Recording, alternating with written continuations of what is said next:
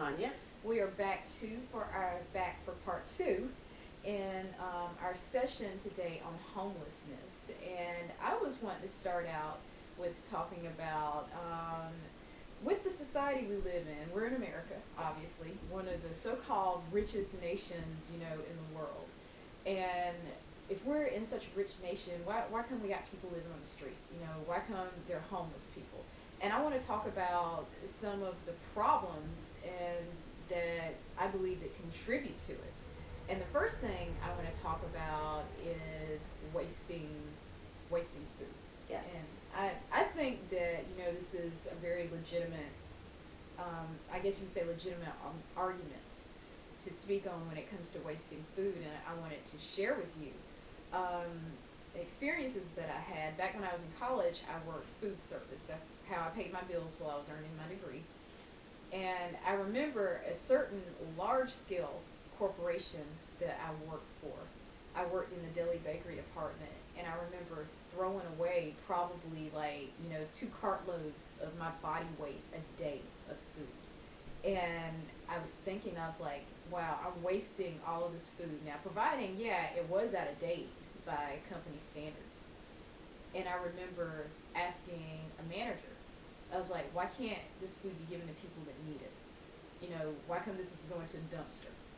And the manager was saying that if we give this expired food away and it makes someone sick, then we can be sued because of it. And I think that that kind of attitude contributes to, people being underfed and, being homeless, because if corporations weren't thinking about, covering themselves, we could be feeding people that needed it. A lot of people. And Yes. in fact, I think, like with the situation in New York City with Mayor Bloomberg, telling people that they can no longer donate food to homeless shelters because they can't. And this is what really gets me. It wasn't that it could make them sick. He said that they couldn't tell what the calorie, sugar, and fat count was in them. So they could no longer donate, because New York City has very tough food laws. Everywhere you go, in every restaurant, there is, like if you're in a pizza joint and you're going through the line just getting a slice, there's a sign above you that tells you exactly how many calories, exactly how many fat is in that food. That's law up there. All chain restaurants have to have it. So he has used that to push his agenda, I think, to extinct the homeless people. I think so too. I do, because wasting, food. Okay, let's just look at that.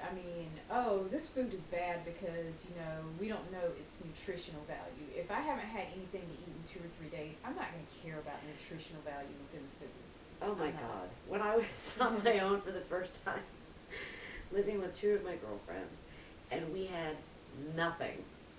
So I don't know if you remember or not, but on 421 they had the chip factory. No, Remember I that? don't remember Okay. that. Going towards Plainview. Yeah, that was like, I think you got out way before I was able to get Yeah. to those areas. We would go dumpster diving. Are you sitting? We would go dumpster diving because they would throw out all the chips and cakes and foods that were just one day past expiration. Dumpster diving is good. Fantastic. Wow. You just have to know when they put the food out, because it's still good. And really, the FDA says that the food is fine for up to 3 months after expiration. Wow. Because you can go into food pantries. There was one in Irwin at one point where the food was like 50 cents for a box of mashed potatoes, like 10 cents for a can of soup. And they were just a month or 2 out of date. So they're allowed to sell this food. So I don't understand what the problem is. Oh, I'll tell you even worse than that. Like, working for that corporation I told you that I worked for, you would pull the food the day that it went out of date. Right. Then it's all day that it was out of date. Let's say, today's the 8th. If it was expired on the 8th, then they would put it like reduced for 50% off. Right. The day after it goes out of date, it goes in the dumpster. And I tell you, these kind of like large dumpsters, you couldn't dive in that and you would die, because Right. they have trash compactment. You just had to pick and choose. Yeah. Know the companies you're going to dive in. Yeah. I wouldn't suggest restaurants at all. But like the factories that make, you know, canned foods, potato chips, anything in bags, non-perishable foods, die for that stuff. It is Wow. still good. And I remember reading like canned foods aren't they good like for many years because there's Yes. no oxygen getting to it so it can Yes. spoil. The only thing that I take issue with is pancake mix. Mm-hmm. Because when that goes out of date, after about a month, there's a very high danger of mold growing in it. Yes, because most pancake mixtures don't they have like butter in it or no that butter's solids. Right. Yeah. So there's people that have actually died Oh, from wow. eating out of date pancake mix. So I always make sure it gets thrown away. But when it comes to the food, like I can go through my cabinets right now and pull out so much that will probably never be touched, and go give it to somebody who needs it. Oh yeah. And I'm not going to be worried if it makes them, if they get sick off of it. Well, I'm sorry. It was in a can. It's not my fault. Contact the company. Right. So And I'll tell you something else that I remember seeing not too long ago.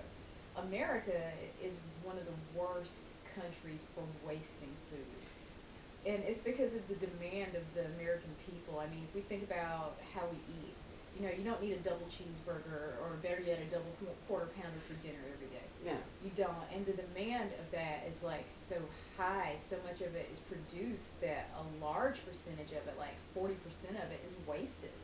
and that's horrible. And I mean, if you think, okay, that's horrible, number one, for the people that need it.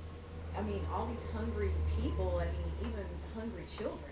And number two, you think about all the energy and the resources that you're putting into wasting that. So, I mean, not only are you wasting food, you're wasting land resources, you're wasting energy resources, and, you know, we wonder why this country's in the shape that it's in, but yet and still, you know, we can't feed our own hungry people. Right. When there's Okay. plenty to go around. Oh, The yeah. entire world has enough food. Oh yeah, there's more than enough to go around, but I mean, corporations are looking after themselves, so they don't care about the hungry people. I mean, they're like, oh, if you're hungry, that's your fault, you know? You know what really pisses me off? What's What really that? pisses me off? Seeing these government balls, these dinners.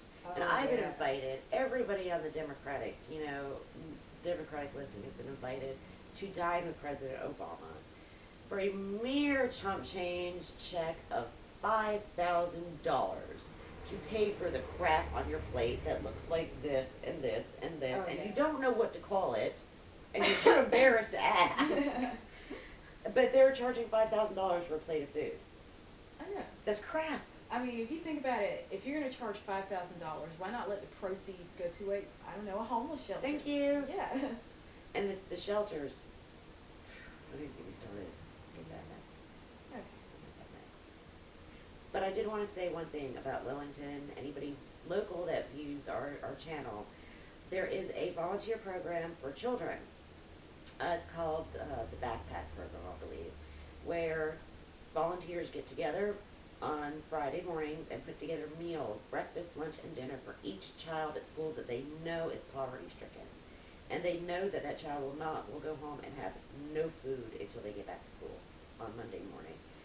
So if you want to volunteer for that program, head on down to Lillington Town Hall, tell them you want to volunteer, get involved, feed some children.